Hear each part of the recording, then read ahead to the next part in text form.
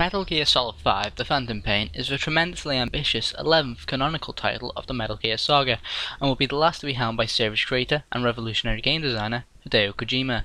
The Phantom Pain aims to bridge the gap between the Big Boss saga and the Solid Snake saga, effectively bringing the series canon full circle. Does The Phantom Pain make the series' first major misstep, or will it go down in game history as a title that actually lives up to the hype? Let's find out. Part 1. Presentation. Visual and audio. First and foremost, the game looks incredibly beautiful with high amounts of detail in every crevice of the world and the individual muscle rips of each and every movement. The Fox engine runs at a very smooth 60 frames per second on both current gen consoles, whilst having a crisp 1080p resolution on PS4 and an unnoticeably lower 900p on Xbox One. Both during the night and day, the game continues to wow, with minimal pop-in as you explore the vast expansive world you are thrust into. The cutscenes are masterfully crafted too, with long shots, wide shots, and close-ups taking centre stage here. Most of the game's cutscenes are all done in one continuous take, which works beautifully in telling its dark story. The camera work and direction here at times surpass that of even some of the best films and TV shows, with every frame holding true purpose, revealing only what's needed when it's needed, during every singular drop in suspense and awe that the mind can muster. Except for when quiet appears. Then it turns into a softcore porno. The game's opening scene is also very well presented. It's a very linear cinematic experience, one that had me hold my breath every step I took, drawing me deeper and deeper into its immersive world, all thanks to the camera work and top-notch audio. The only downfall here is that there isn't enough of these, with the main game comprising of about 4 hours worth of cutscenes in total, in a story that took me almost 40 to 60 hours to complete. Rather odd for a series that's around for a 70-30 ratio of cinematics over gameplay. The audio here is some of the best in the series. The music suits the 80s era very well, with classics such as Man-Eater and Take On Me being collectible cassettes within the world. The gunshots burst through your ears and leave you astonished at the rawness of their devastating blasts, leaving only death and bodies in their wake. The audio cues within the astonishingly well done cutscenes suit the scenes exceptionally well, giving off massive gut punches when they hit their mark, only exacerbating and immersing you more and more as they happen.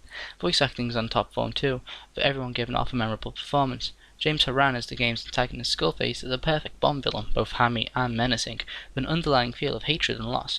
Robert Atkin Downes is exceptional as Kazuhira Miller, whose pain is most assuredly felt as he gives long monologues about the loss of his comrades many years prior, and vows of revenge. As for Snake himself, he is no longer voiced by icon David Hayter. Instead, Hideo Kojima decided to hire 24's Kiefer Sutherland to voice Snake, and Kiefer is made for this role. Before now, Snake was an over-the-top cartoon character rambling about war and its side effects, which was perfectly fine for previous titles.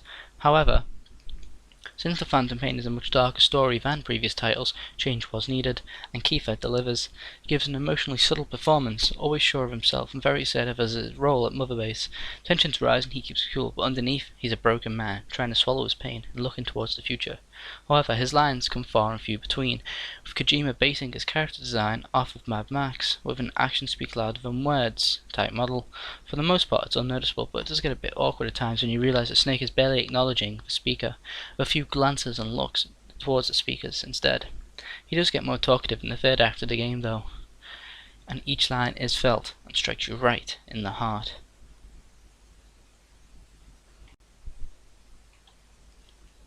Part 2. Gameplay. For the first time in a Metal Gear game, the areas you explore and infiltrate are open world. There are literally an infinite number of ways you could tackle any situation at any given time. You like that base? Flying on a chopper during a daytime raid and pull out any prisoner it has, music blaring and machine guns rolling. Or you could play it the Snake way and go in under the cover of night, slowly crawling towards the guard closest to you who happens to be unlucky enough to be facing the opposite way, before grabbing him and breaking his teeth against a wall. Either way is completely satisfying and will leave you with some of the fondest and unscripted memories you can have on a current gen console, full stop. The adaptive enemy AI is also a relentless foe to go up against. They would hunt me in groups, flank me if I was sloppy, or would look for me in the glint of my scope if I was sniping. They also forced me to change up my playstyle every now and then by adapting how I play. Oh, you like to headshot people? Well, we're going to wear helmets from now on. Oh, you like to fire upon every soldier you see with a machine gun? We're going to will force suits of Kevlar armor right now. Oh, you like to stick to nighttime infiltration? Well, guess what? We now like to wear night vision goggles as a precaution. It was refreshing to see this in action, and it kept the gameplay from getting stale, and it kept me from playing the same way over and over. I can honestly say that without a doubt in my mind, Metal Gear Solid 5: The Phantom Pain has the best stealth gameplay and mechanics of any game I've ever played. It is truly stealth action perfected, and knocked classics such as FIFA and Dishonored out of the park before turning them to ashes and smothering them all over its own open world face. Another new major change to gameplay is the mother-based metagame. This is expanded on from Peace Walker's mother-based system, in which you kidnapped enemy soldiers and then convinced them to join your private militia. Whilst you watched your base grow from a main menu, not this time. Whilst you can still gloriously kidnap enemy soldiers with inflatable balloons, Mother Base itself is a physical presence within the game. You can visit whenever you want to interact with soldiers who have joined your cause, which can raise morale. Or maybe you feel like taking a shower to wash away the blood and dirt of a mission. Mother Base felt like a living, breathing thing, and watching it grow from a singular platform that couldn't even pathetically develop a cardboard box into a sprawling metropolis one step away from becoming a full-blown nuclear power was truly exhilarating. Mother Base has several divisions, and they all have a useful purpose within the gameplay. For example, the R&D, Research and Development Department, can craft new weapons and items for me. The higher the level, the better the items. A high-level intel team could also provide me with enemy locations before entering a base, giving me a, well, much-needed heads up. It's all useful, and none of it is wasted. Boss fights, like every Metal Gear game, are here and in great form. However, they are far and few between, but every bit as memorable and quirky as you would expect.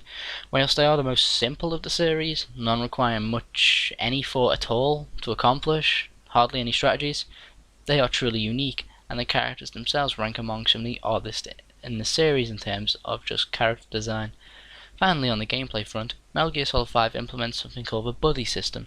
It's a bit corny in name, but in execution it is essential for getting that much needed S rank on missions. What it is essentially a backup partner who can come with you on a mission. This can be either a hound, a horse, a sniper, or a mech. I won't spoil all the abilities of each one, but rest assured each one is very varied and unique to the others, making the choice of who to take on a mission a surprisingly great challenge. The AI for each buddy is great. For example, I may get seen by a soldier who is wearing a helmet, making it hard for me to kill him in reflex mode. However, if I have my sniper with me, I have a high enough bomb with that sniper, they can shoot the helmet off the soldier's head, giving me ample room to put him in the ground. As you stick with a certain buddy more and more, your bond level with them increases, giving you more options and abilities to choose from that they offer. Part 3. Story, Narrative and Characters. If there is one thing that the Metal Gear saga is renowned for over anything, it is its overarching narrative and iconic characters.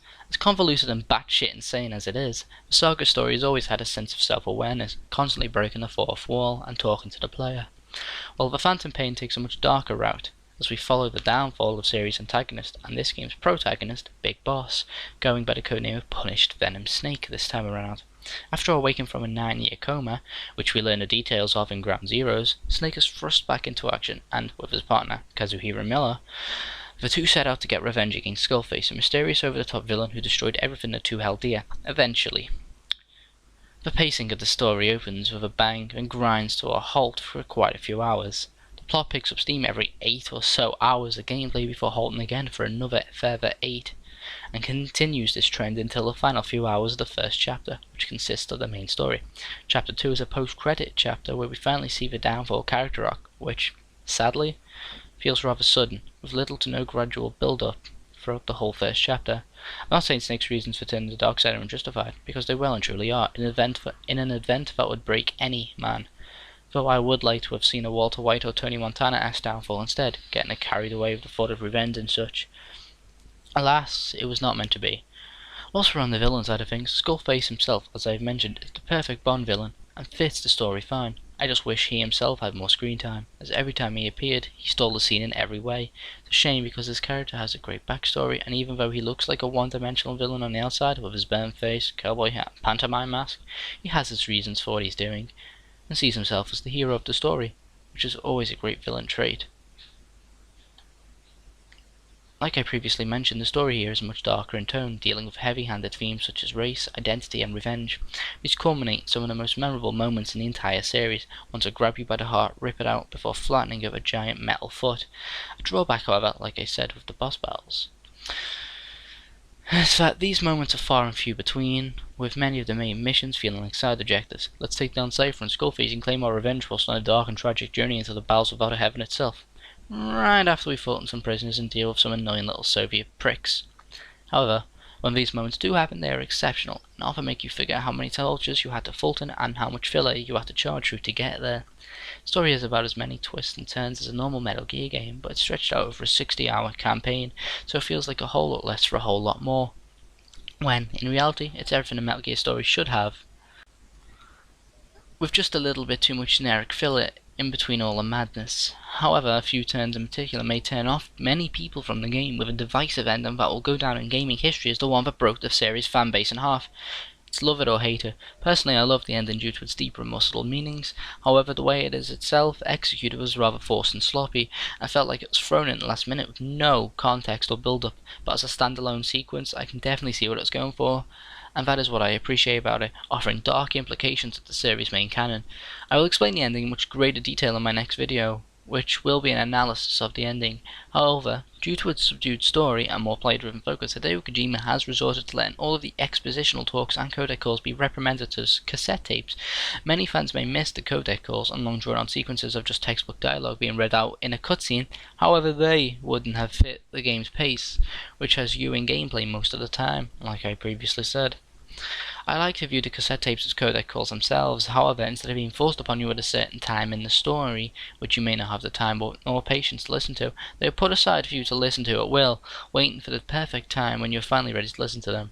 In conclusion, Metal Gear Solid 5: The Phantom Pain is an exceptional open-world stealth sandbox with a pathetic stealth gaming formula, and is a must-own if you are at all a fan of stealth or action gaming. Whilst the slow story and padding may turn off many long-time fans, the few bigger moments the game does deliver are well and truly felt, despite having a divisive ending in tow.